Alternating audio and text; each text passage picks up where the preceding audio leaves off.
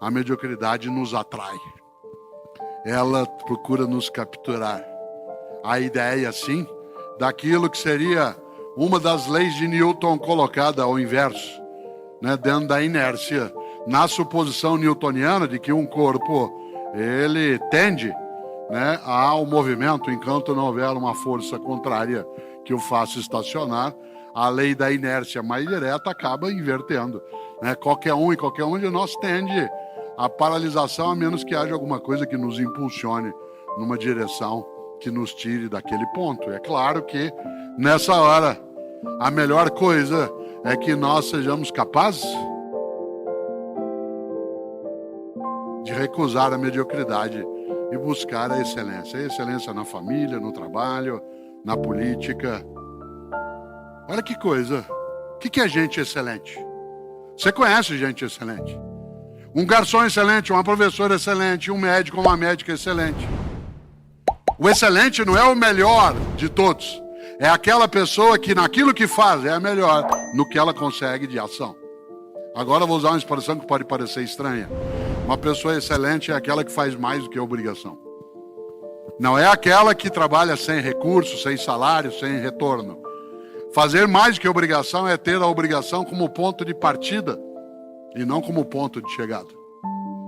Uma pessoa excelente é aquela que parte da obrigação e não chega até ela. A obrigação é de onde ela sai, não onde ela retorna. Nesse sentido, você conhece. O que é uma médica ou um médico excelente? Qual é a obrigação de uma médica ou um médico? Te examinar, fazer uma anamnese, fazer um pedido eventual de exames, fazer algum tipo de prognóstico, passar uma receita. O que é uma pessoa que você admira, que é aquela que é excelente, e você já teve médicos e médicas assim, é aquela que faz mais do que a obrigação, isto é, ela se interessa por você. Ela não olha você como uma doença em alguém, mas como alguém que está com alguma perturbação. É aquela pessoa na área da medicina que você nota que ela não olhou o teu histórico só na hora que você entrou no consultório. Quantas vezes você entra no consultório, às vezes, de um médico, uma médica, ele puxa uma ficha daquela envelopinho pardo, onde ele mesmo ou ela mesma anotou coisas, e te pergunta uma coisa estranha: o que você está tomando? Fala, bom, estou tomando o que você mandou tomar, que está anotado aí, que você anotou. Inclusive, a ideia de tomar me sugere algo agora, de maneira irritada. Você nota que a pessoa não olhou, que ela não te acolheu. Diz, mas ela não tem tempo, porque ela precisa, atenção, é fazer o teu melhor naquela condição, enquanto você não tem outra condição para fazer ainda melhor. Evidentemente, nessa hora, volto a esse ponto. O que é uma professora excelente? Quantas e quantos tivemos uma professora de história, que na sexta-feira, na última aula, nos encantava. Ela nos levava a coisas que a gente gostava. Você até dizia, hoje eu vou ter aula de história. Aquela aula que quando acabava, a gente fazia assim, que não era falso, não era cínico. Porque em vários locais, às vezes você diz, vai acabar, e diz, mas não é um ato sincero, né? É um ato falso. Mas aquela professora excelente fazia mais do que obrigação. Ela não apenas passava um conteúdo. Você conhece um atleta, especialmente um jogador de futebol, quando ele é excelente ou ela é excelente?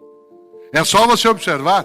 É a pessoa que faz mais do que a obrigação, que é capaz de ir atrás, de buscar, escavar, voltar de novo, caprichar no que tem que fazer, em vez de simplesmente dizer, bom, tudo bem, eu faço o que eu posso.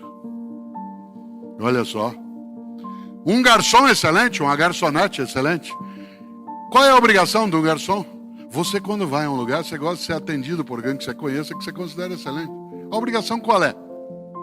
A obrigação é te receber, indicar um lugar, anotar teu pedido, trazer as coisas, trazer a conta, o cafezinho.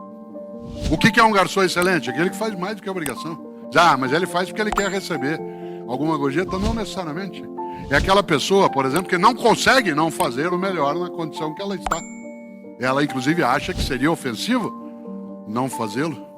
Eu gosto sempre de lembrar uma história que é algo que marca um pouco, né, essa condição daquilo que é excelente. Eu não dirijo. Eu não tenho nem carteira de motorista, não tenho habilitação. E eu não dirijo porque eu não quero. Eu não desejo fazê-lo. Tem gente que diz, mas você não dirige? Eu digo, eu não dirijo, não boto ovo, não fabrico rádio.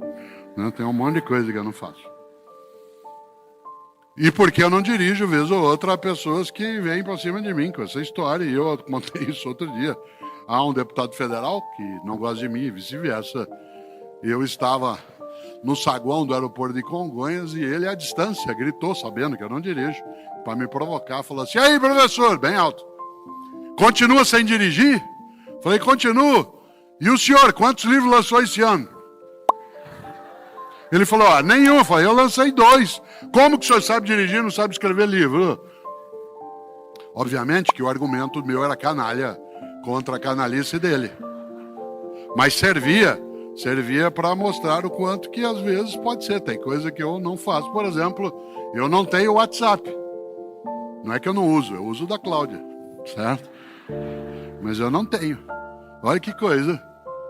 Por que eu digo isso? Porque um garçom excelente marca um pouco uma história que eu vou contar e que aconteceu comigo e com o Fernando, que está sentado aqui, né? E que é alguém que eu ando com ele, ele dirige faz mais de um quarto de século. Ele que dirige e eu vou ao lado, né? Com o olho aberto, o outro fechado, né?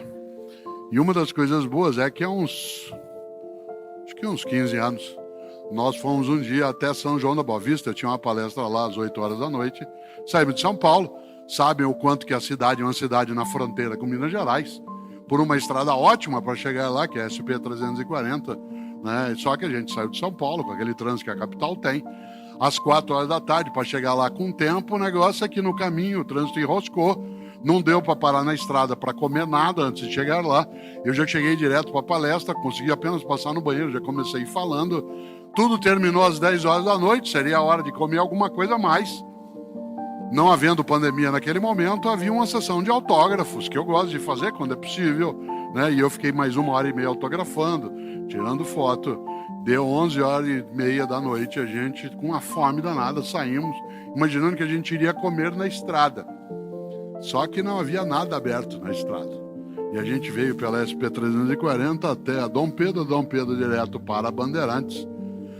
2 da manhã a gente entra na Bandeirantes, nada aberto. De repente a gente vê um posto de gasolina com a luz acesa no restaurante. Fernando alternou para dentro. Assim que a gente saiu do carro, eu fui, encostei no balcão, tinha uma estufa com os bolinhos. Eu falei pro garçom, o senhor nos dá esse bolinho? E ele falou, eu se fosse o senhor não comia não. Isso criou um afeto entre nós imenso. Qual seria a obrigação dele? Vender. Mas não é vender a qualquer custo. A ideia é da ética, da responsabilidade. Não apenas fazer bem feito, fazer certo o bem feito e fazer o bem feito certo. Ele estava mostrando a câmera, estava mostrando o Fernando agora. Aliás, eu já dormi mais com o Fernando do que com a Cláudia, certo? Porque enquanto ele dirige, eu vou dormindo, às vezes. E uma das coisas boas é que a tarefa do garçom era uma obrigação. Qual seria o passo seguinte? Ele dizia, olha, não tem o que fazer. Aí a gente falou assim, por favor, então dá para fazer um misto quente para cada um? Ele falou, olha, como vocês notaram, a cozinha já está fechada e não tem mais o que fazer, porque o cozinheiro já foi embora. Ele poderia parar aí, teria cumprido a obrigação. Na sequência, a recusa, a mediocridade e a excelência começa a entrar em campo. Quando ele diz assim, eu sei que vocês estão com fome, eu não tenho como fazer um misto quente, mas se vocês quiserem eu faço um sanduíche frio de presunto e queijo. Pronto. O que ele fez? Indicou uma alternativa. Eu digo assim, mas e se ele não chega a isso? Eu digo, mas não dá, eu faço o que eu posso. Não é comigo. É o homem, o dono é que manda fechar. Não, ele foi e apresentou. Excelência é a pessoa que vai além, que ultrapassa. Por exemplo, eu gosto, né, de escrever livros, gosto de fazer palestra, gosto de dar aula, gosto de fazer atividades de rádio e TV. E cada uma delas eu quero fazer melhor do que eu fazia. Evidentemente que isso exige que eu me dedique mais a fazê-la. Posso eu sentar, relaxar, distrair? Claro. E aí eu vou me habituando. Por uma razão. Uma pessoa excelente é aquela que tem uma conduta marcada por um conceito decisivo que é capricho. Capricho. Caprichosa é a pessoa que faz o melhor na condição que ela tem. Cuidado que em português a palavra capricho às vezes significa melindre. Mas eu estou usando no outro sentido. Uma pessoa caprichosa é aquela que faz do melhor modo dela na condição que ela carrega.